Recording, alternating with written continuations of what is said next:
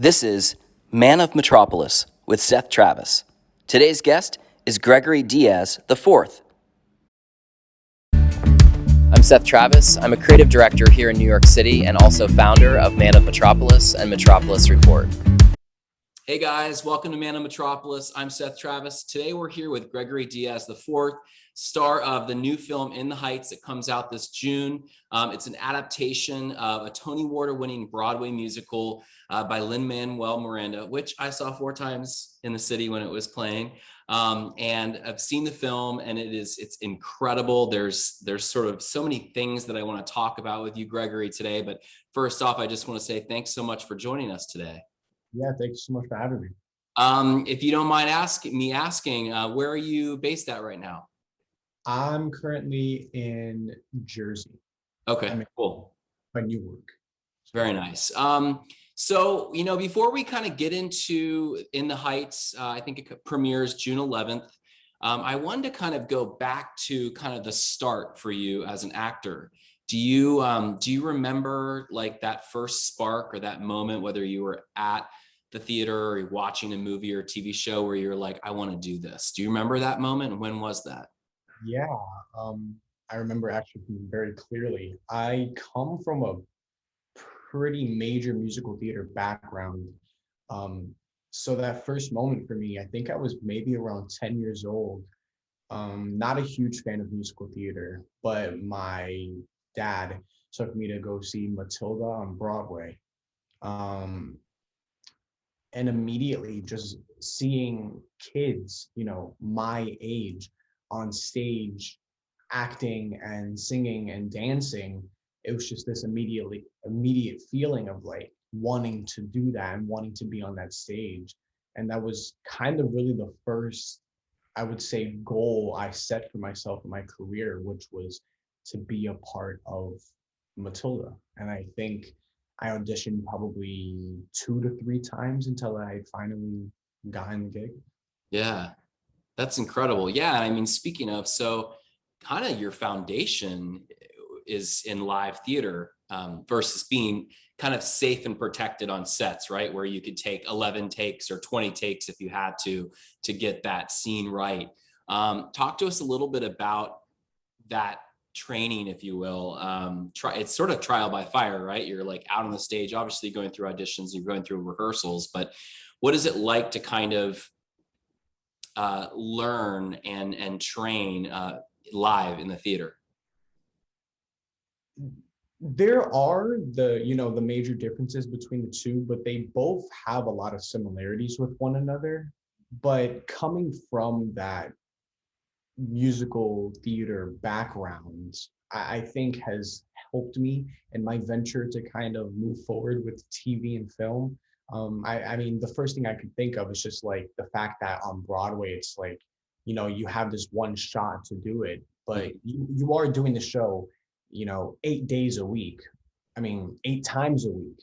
But, if you mess it up, there's always next time, but you don't want to mess it up. You want to do your best. You're on stage in front of people. So it kind of builds its mindset of like, it's one and done. You gotta bring your A game the day of. And it kind of travels to this idea of on set, just wanting to bring your A game right off the rip, and almost this like adrenaline rush while you're doing it. And the idea of, just wanting to like get that take done and like doing it in one go and then like moving on to the next scene. Yeah, absolutely. So before we talk about filming In the Heights, did you see a performance of In the Heights on Broadway? No, unfortunately, I was in diapers when it was released on Broadway still.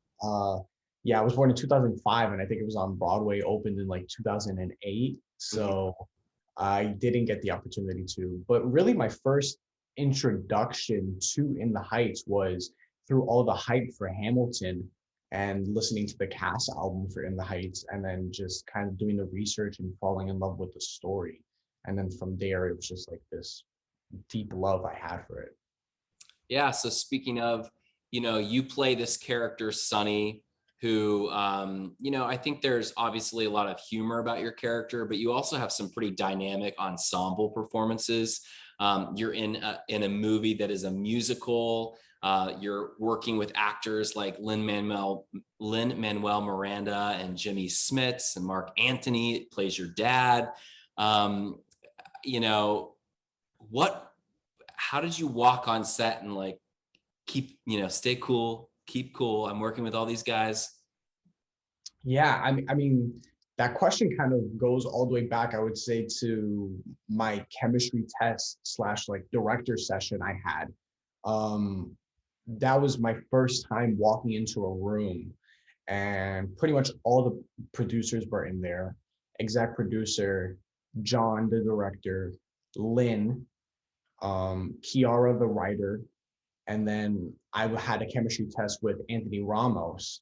And walking into this room with all these people, it was just like nerve wracking. But at the same time, I was also like fangirling, but like on the inside. And I was like, I can't let this out. Like, I got to keep it in. And I was just in the room like, oh my God, I'm in the room with all these people. But on the outside, I'm like, okay, you know, like I'm here to work. Like, I got to do my thing. Yeah. And for me, it's kind of like a switch. I don't know how it's so easy for me, but I kind of refer back to this idea of like when I'm in the wings, I'm like nervous and the butterflies are all there. But the minute I step onto stage, they just like all go away.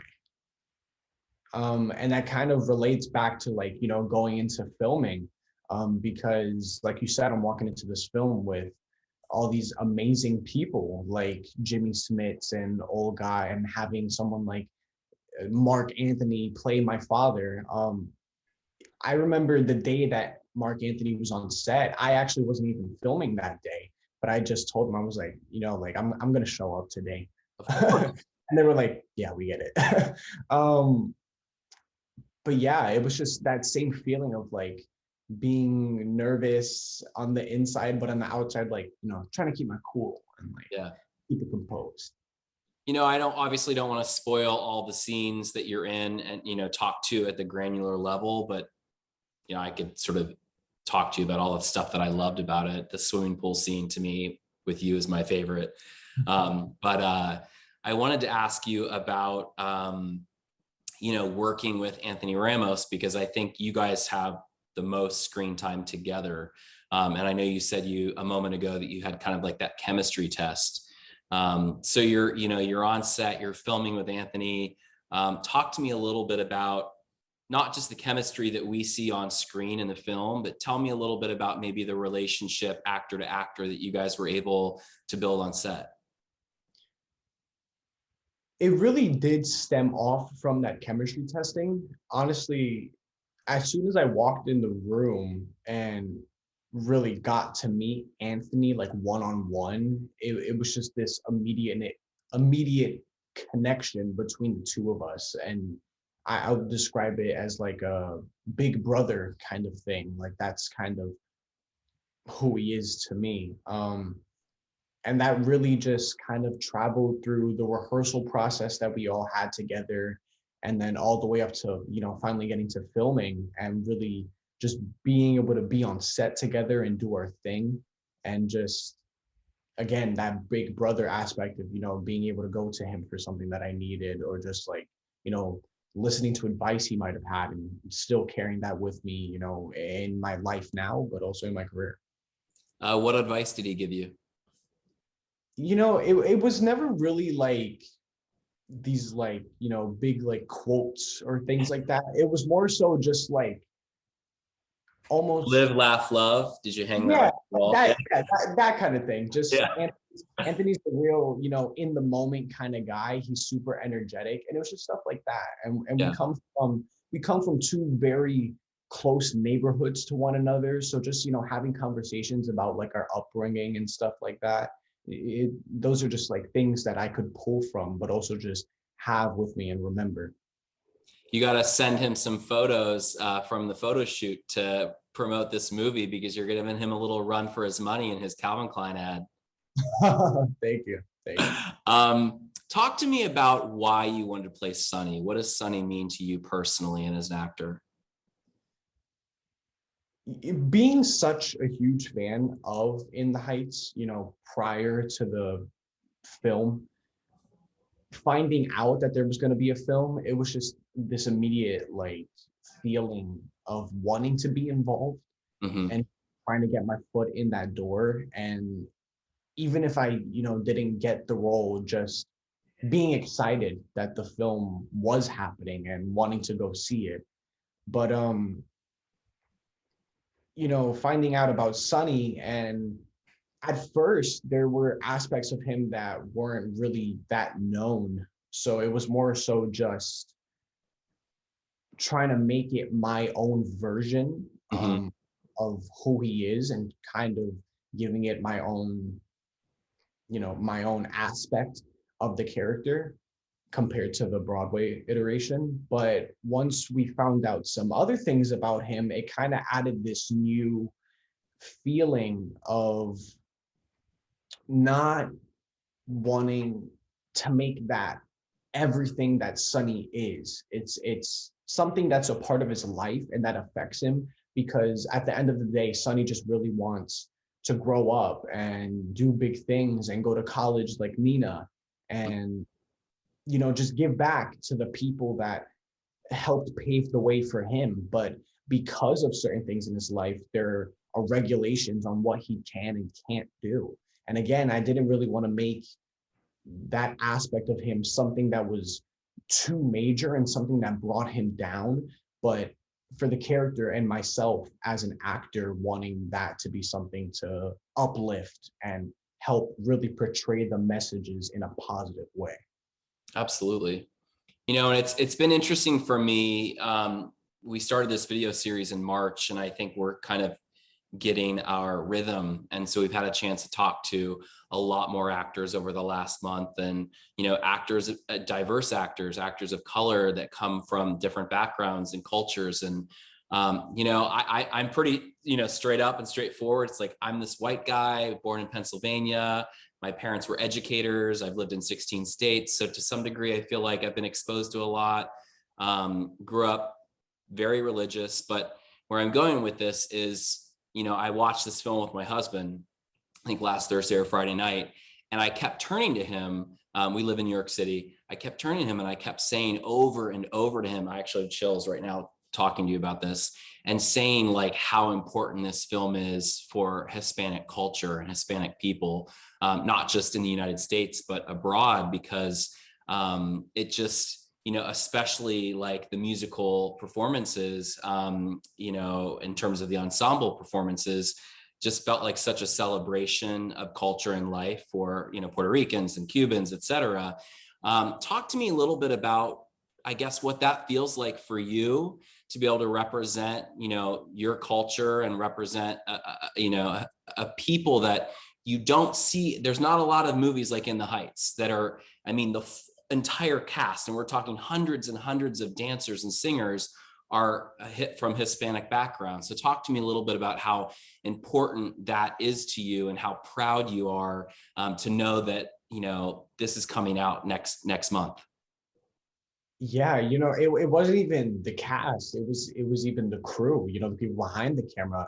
They were, a lot of them were majority coming from Latinx background, which is such a blessing and something that I've never really seen before or been a part of. And the film itself just holds, I think, so much to it.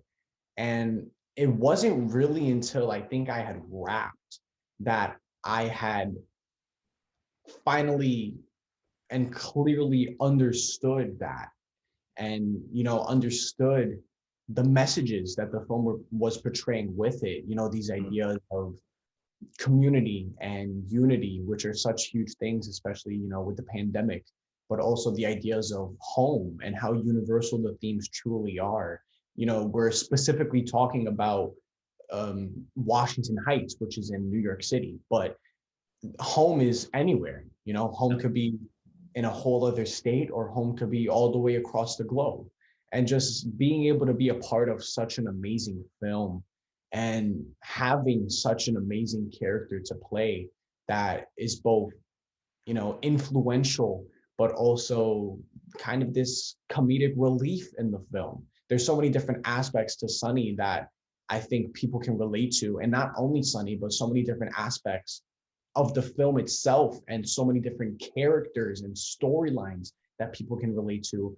I really hope that specifically the Hispanic community walks away feeling represented and proud, but at the same time, just everyone walking away from the film feeling those messages and having something that they can connect to. That's great. You know, and I'm always, after I see a movie, especially because our series and podcast is fairly new, we've been doing about 3 months. I'm always afraid about spoilers, but I do want to kind of talk about your scenes, or what we can talk about. Can we talk about the pool scene? Can we talk about that a little bit? Yeah. So I guess what I loved and what also surprised me about your portrayal of Sonny was that you're so funny in the bodega scenes, like, and it's so effortlessly believable. But then you become a badass in that pool scene, in my opinion. And the rapping that you do is incredibly executed. What was rehearsal like for that specifically? The rehearsal process, yeah. I mean, I think we started rehearsals around, mm, I want to say May, because I think I remember I had a birthday during rehearsals. Um, so yeah, around May. And it was really just kind of like a one-on-one thing with the choreographers. Um, and it was more so just the words that Sonny are kind of saying are very in one with his character and who he is, kind of the things that he's about and that he strives for. So it was more so having the words really punch the meaning, and kind of like the choreography just to like go with it, not having the choreography really speak for it, but also having the choreography bring this different aspect to it, you know, something that's going to help elevate it, because it's such a hype moment in the song. You know, you want these like crazy cool movements that are going to help do that. um and I think maybe it took probably like a day, I think, to get the choreography down for it. And luckily I was Just one very, day? yeah, That's impressive. yeah. And luckily I was very involved in the choreography process. I mean, I was pretty much building the dance with the choreographer. It wasn't really just like a like this is what we're gonna do and like you do it. It was more so like let's build this moment together. Yeah. And I'm very fortunate, just kind of, I'm a really quick learner. So there were certain aspects that we were able to add just kind of on the fly, and it worked. I think like the part where I'm kind of like pushing the water up and the choreographers behind me are coming out of the water simultaneously at the same time. That was a moment that they had already done beforehand, kind of like this choreography and all that. And I kind of had the idea and the choreographer that I was working with of like, what if I was controlling them and like making them come out of the water. So that motion of them coming up like that was me like smacking the water up like that, and that was them coming up and then them coming up, and then I kind of like join them and do it together, and then I kind of like go back to my own thing. But just like having certain moves like that, just, you know, that's like pretty cool. But then also moments just like at the end where it's like, because the ghetto has a million promises for me to keep, just like really punching those words, and at the same time like getting heavy with the motions and like really like hitting it. I think at the end there I just do like a chest bump, and it's just like, because the ghetto has a million promises for me to keep. And it's just like that finish is just boom, it's there, it's in your face. I love it. And I like the moves. I wish I had that. And I just, as I'm listening to you talk, I just have to say you look really good in this kind of cream and ivory vibe. And I feel like Fear of God needs to call you and put you in something for fall. I'm just saying. Thank you. Thank you. And so, before we kind of talk, and wrap up, we'll talk a little bit of just about like music and your personal style. But before we wrap up, I do want to ask you one last question about Sonny and about In the Heights. I think in everything we do in life, whether it's being in a relationship with someone, whether it's being in school, going on a vacation, you learn something new. What did you learn from being on set every day and doing this project? Man, that's a tough one. I mean, every day was just so influential. I think not even only to me, but I think really everybody, cast and crew, probably took something away from every day on set. I mean, the film is just such a celebration of life, Mm-hmm. not only this idea of Latinx life, but just life as a whole. And that's why I think it connects with so many people and they can connect with the film. So I can't really pinpoint one thing. I would just say more so just the entire experience was just so amazing and beautiful to be a part of. And I was able to just pull something from everywhere, whether it was, filming or, having moments with the cast or the crew, because there were those connections that were built. Yeah. It was just, I don't know, it was like a groundbreaking experience. It's incredible. My last comment about the film, and then I have a couple more questions for you. As I was watching it, I lived on 154th and Broadway from 2009 to 2011.